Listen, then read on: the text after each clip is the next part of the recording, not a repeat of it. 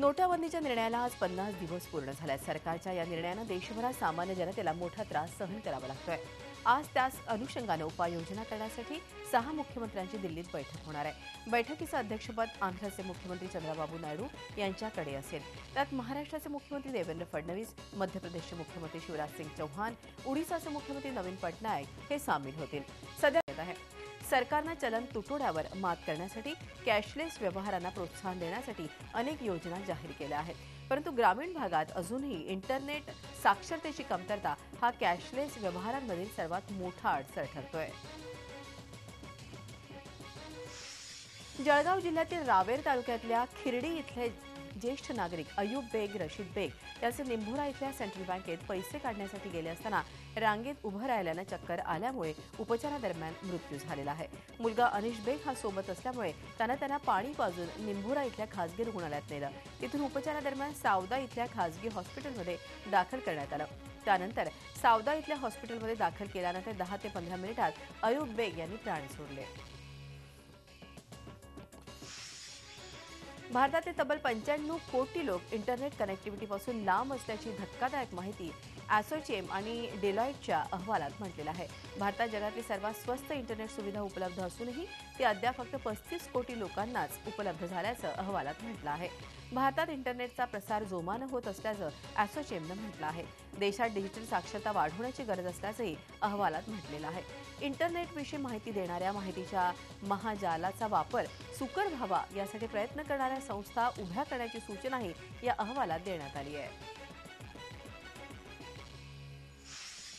बहुप्रतीक्षित आणि बहुचर्चित स्वतंत्र ओबीसी मंत्रालयाला अखेर राज्य सरकारनं मान्यता दिली आहे। कॅबिनेटच्या बैठकीत हा प्रस्ताव मंजूर करण्यात आला। या निर्णयामुळे राज्यातल्या ओबीसी आणि भटक्या विमुक्त जातींना फायदा होणार आहे। या मंत्रालयाला स्वतंत्र मंत्र्यासह स्वतंत्र सचिव, उपसचिव अशी नवी 52 पदं भरण्यात येणार आहेत। ओबीसी महामंडळ नव्या मंत्रालयात वर्ग करण्यात येणार आहे। तसंच मंत्रालयात स्वतंत्र जागा उपलब्ध करून देण्यात येणार आहे। सामाजिक न्याय विभागाकडून सर्व फायली ओबीसी मंत्रालयाला हस्तांतरित करण्यात येतील। नवीन मंत्रालयाच्या निर्मितीची प्रक्रिया पुढील 3 महिने चालणार आहे। त्यानंतर हे मंत्रालय कोणाकडे सोपवायचं याचा निर्णय होणार आहे। ओबीसी मंत्रालयाच्या निर्णयावरून विरोधकांनी टीकेची झोड उठवली आहे। ओबीसी मंत्रालय म्हणजे जातीय विषमता तयार करण्याचं काम राज्य सरकार करत असल्याची विरोधी पक्षनेते विखे पाटलांनी राज्य सरकारवर टीका केली आहे। सरकारची फोडा आणि झोडा नीती असल्याचं विखेंनी म्हटलंय। तर सुनील तटकरे यांनी निवडणूक डोळ्यासमोर ठेवून घेतलेला निर्णय असल्याची प्रतिक्रिया दिली आहे। सनबर्न पार्टीचा वाद आता हायकोर्टात पोहोचलाय। केसनंद येथील ग्रामस्थ दत्तात्रय पासलकर यांनी सनबर्नच्या विरोधात हायकोर्टात याचिका दाखल केली होती। पालसकर यांच्या याचिकेवर सोमवारी हायकोर्टात सुनावणी झाली। यावेळी पार्टीसाठी आवश्यक सर्व एनओसी मंगळवारी कोर्टासमोर सादर करण्याचे आदेश देण्यात आले। मात्र आयोजक फक्त फायर ब्रिगेडची एनओसी सादर करू शकतात। त्यावर कोर्टाने सकाळी 11 वाजेपर्यंत सर्व एनओसी सादर करण्याचे आदेश दिले आहेत। दरम्यान सनबर्नला हायकोर्टासह जिल्हाधिकाऱ्यांचीही अजून परवानगी मिळालेली नाही। परवानगी न मिळाल्यास फेस्टिवल रद्द करणार असल्याची माहिती सनबर्नचे आयोजक आणि व्यवस्थापकीय संचालक हरविंदर सिंग यांनी दिली आहे। वादात सापडलेल्या पुण्यातल्या सनबर्न पार्टीच्या अडचणी आणखीनच वाढल्या आहेत। पुणे जिल्हाधिकाऱ्यांनी सनबर्नच्या आयोजकांना झटका दिलाय। आयोजकांना 12 प्रकारच्या एनओसी सादर करण्याचे आदेश जिल्हाधिकारी कार्यालयाने दिले आहेत। एनओसी सादर केल्यानंतरच सनबर्न फेस्टिवलला परवानगी देणार असल्याचं स्पष्ट करण्यात आलं। आयोजकांनी करमणूक कर भरताना तिकीट विक्रीची माहिती दिलेली नसल्याचा ठपका जिल्हाधिकाऱ्यांनी ठेवला आहे। सनबर्नच्या आयोजकांनी 27 लाखांचा करमणूक कर भरलेला आहे। मात्र किती तिकीट विक्री करणार याची माहितीच दिलेली नाही। त्यामुळे तिकीट विक्रीची माहिती देण्याचे आदेशही जिल्हाधिकाऱ्यांनी दिले आहेत। वन विभागाच्या जागेवर अतिक्रमण करून सनबर्न पार्टी होऊ देणार नाही असं वनमंत्री सुधीर मुनगंटीवार यांनी स्पष्ट केलंय। अशी पार्टी झाली तर आयोजित करणाऱ्यांवर कठोर कारवाई करणार असल्याचंही मुनगंटीवार यांनी म्हटलंय। याविषयी कारवाईबाबत पुणे विभागाच्या वन अधिकाऱ्यांना सूचना दिल्याचंही वनमंत्र्यांनी स्पष्ट केलंय। पुण्याजवळच्या केसनंद गावात होणाऱ्या सनबर्न पार्टीवरून वाद टोकाला जाण्याची शक्यता आहे। कारण या पार्टीसाठी सरकारनंच पायघडा घातल्याची धक्कादायक बाब आता समोर आली आहे। शिवसेनेचे स्थानिक खासदार शिवाजीराव आढळराव पाटील यांनी याबाबत गौप्यस्फोट केला आहे। पुण्यातल्या सनबर्न पार्टीला सरकारनंच निमंत्रण दिल्याचं पर्यटन मंत्री जयकुमार रावल यांनी आपल्याला फोनवरून सांगितल्याचा दावा खासदार आढळराव पाटील यांनी केलाय। त्यामुळे सरकारचा सनबर्न पार्टीला आशीर्वाद असल्याचं समोर आलंय।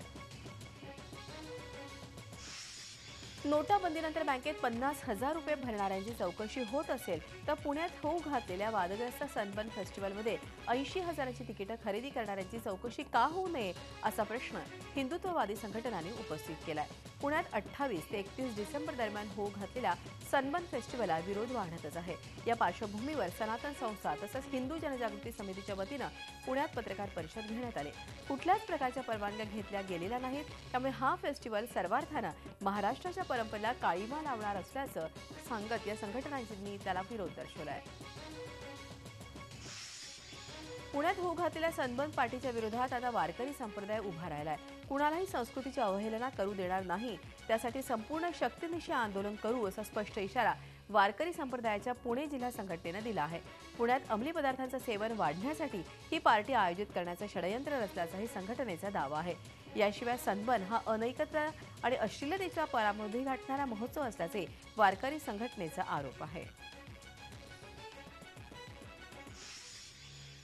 ज्यांच्यावरती विश्वास ठेवून आयुष्यातले विघ्न दूर होण्यासाठी कालसर्पाची शांती करण्यासाठी लोक गर्दी करतात, त्यांनाच काळाचा महिमा आता पडतो आहे। नोटाबंदीच्या निर्णयानंतर आयकर विभागानं सुरू केलेल्या धाड सत्रातून त्र्यंबकेश्वरच्या पुरोहितही सुटलेले नाहीत।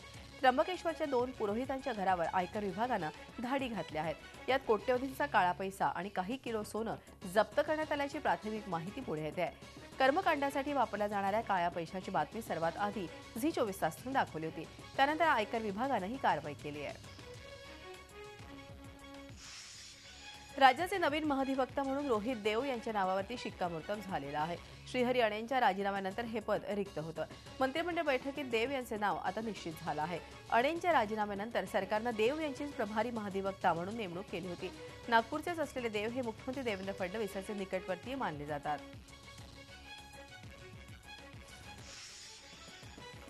आपल्या रांगड्या आणि ठसकेबाज बोलण्यासाठी प्रसिद्ध असलेले राष्ट्रवादीचे नेते अजित पवार यांनी आता थेट पंतप्रधान मोदींवर आपल्या खास स्टाईलमधून टीका केली आहे। पुण्याच्या मेट्रो भूमिपूजन कार्यक्रमात शरद पवार यांना बोलू न दिल्याबद्दल अजित पवारांनी आपला संताप व्यक्त केला। त्याचवेळी दिवसाला 4 ड्रेस बदलण्यावरूनही पवारांनी खास पुणेरी टोला हाणला। आमच्या अख्ख्या पुणेकरांचं ते प्रतिनिधित्व करतात। बरं, त्यांनी म्हणले ठीक आहे, आम्ही 2 महापौरांना बोलता आमचे नेते म्हणून पवार साहेबांनी बोलावं, तेही नाही। ही कुठली लोकशाही? बाबासाहेब आंबेडकरांनी जी लोकशाही तुम्हाला मला दिली ती ही लोकशाही नाही, ही ठोकशाही, ही हुकुमशाही आहे। पुणे मेट्रोच्या भूमिपूजनाचे निमंत्रण न मिळाल्यानं पुण्यात शिवसेनेचे मंत्री विजय शिवतारे यांचा चांगला संताप झालाय। पुण्याचे पालकमंत्री आणि राज्याचे संसदीय कार्यमंत्री गिरीश बापट यांना मस्ती आल्याचे शिवतारेंचं म्हणणं आहे। संसदीय कार्यमंत्र्यांना प्रोटोकॉल कळत नाही का असा प्रश्नही शिवतारेंनी विचारला आहे। शनिवारी पुण्यात पंतप्रधानांच्या हस्ते पुणे मेट्रोच्या पहिल्या टप्प्याचं भूमिपूजन झालं। त्या कार्यक्रमाला शिवसेनेचे मंत्री असूनही शिवतारेंना निमंत्रण नव्हतं। पत्रिकेत शिवतारेंचं नावही नव्हतं, त्यामुळे शिवतारेंचा संताप झाला। बापटांना पुण्यात युती नको, पिंपरीत मात्र युती करायची असं सोयीचं राजकारण करताना बापटांना मस्ती आल्याचंही शिवतारेंनी म्हटलंय। छत्रपती शिवाजी महाराजांच्या जाज्वल्य पराक्रमाची गाथा सांगणाऱ्या किल्ले रायगडावरील महादरवाजाचं शिवचरित्रासह इतिहासामध्ये अनन्यसाधारण महत्त्व आहे। प्रत्यक्षात मात्र हा ऐतिहासिक महादरवाजा किल्ले रायगडावरती आजवर कुणीही पाहिला नव्हता। आता मात्र पुरातत्व विभागानं महाकाय महादरवाजा बसवल्यानं जगभरातील शिवप्रेमींना आता किल्ले रायगडाचं मुख्यद्वार पाहण्याची संधी मिळणार आहे।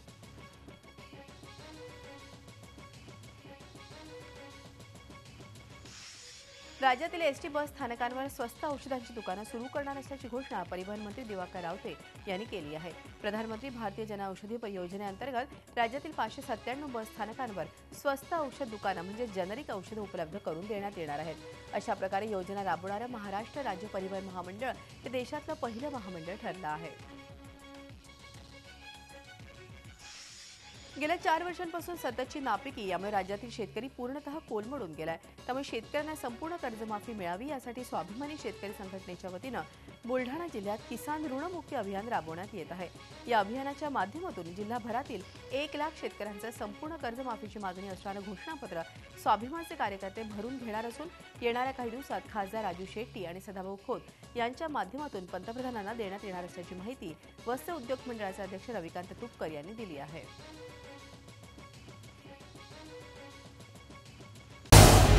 झी 24 तास रहा एक पाऊल पुढे।